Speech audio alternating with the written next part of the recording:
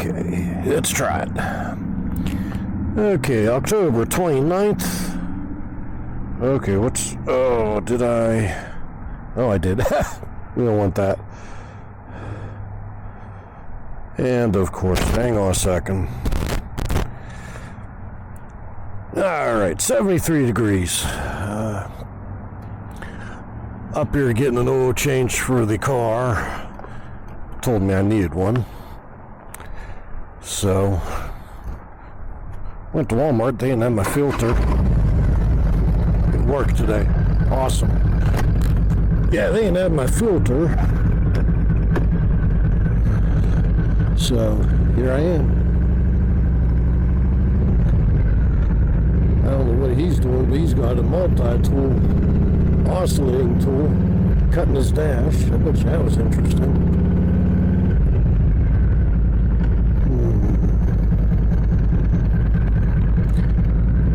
Well, here we are, daily ride. Heading up here, look at that sky. I guess that's why they call it like the golden hour. It's just that time, right?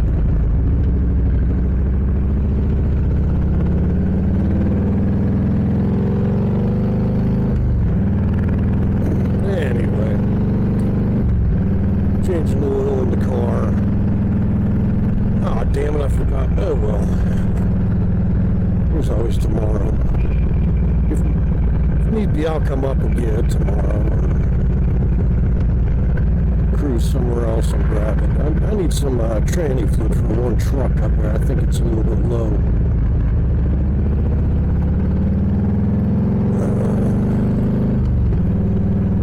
Yeah, I am definitely not an auto mechanic by any stretch of the means. I have bad luck.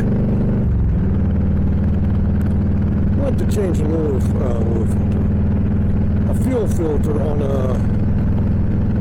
I don't know, mid-2000s Volvo. Had a hole in it, it was leaking. Under pressure, it was like spraying out pretty good. So go get the filter, $30. Read up on, Googled it, watch a couple videos on YouTube. Pretty straightforward. Just squeeze the taps and connector and you pull the fuel line away from the filter or the filter away from the fuel line. 2 taps, compression release.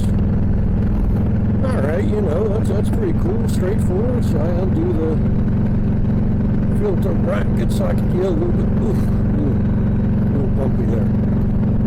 Get some more room to work. Cool, so everything's coming along just fine. Squeeze the quick disconnect there and start pulling. Filter breaks apart. So now I got like that much sticking out of the quick disconnect, and it's rusty as hell too. So I'm up there pulling on it, squeezing it, pliers aren't working, trying to pull it out. So I took a break today.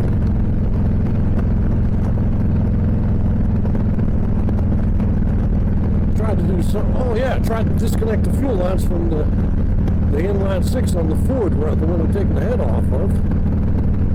And guess what? They don't want to come off either. They're in the engine bay, so at least they're nice and clean. You don't have my quick disconnect tool in there, and I couldn't find my other one. So I went out and got a $4 set from Harbor Freight. If I use it one time and it works, hey, it's worth it. You know what I mean? Plastic, it ain't gonna last anyway. So. Well, in the meantime, I'll look around for my other disconnect tool and see if I can find it. So I know I got the one that does fuel lines, AC lines, and all that, but can't find it. I found the 3/8 and 5/16 one, but whatever. It is what it is, right? What else was I trying to do yesterday and it just didn't work? Oh, I was trying to move a car with another truck. Pulled it. It didn't even want to move. So I don't know if I'm going to have to dig out the wheels. The wheels are pumped up. I made sure of that. Two of them were flat. I made sure to get them upright. I couldn't even move it. And I tried with my truck, and I tried with my car, and neither one of them budged this thing, so I don't know, we'll figure something out.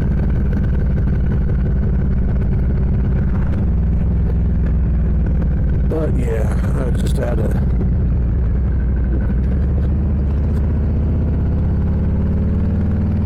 I did, however, the only thing I managed to do was move I think it was a mid-90s Volvo. I put in a more advantageous spot for me. I bought for fuel. But yeah, everything else was a disaster up there.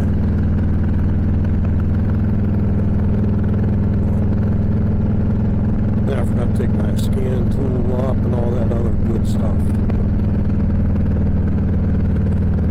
Today was just, I needed an off day.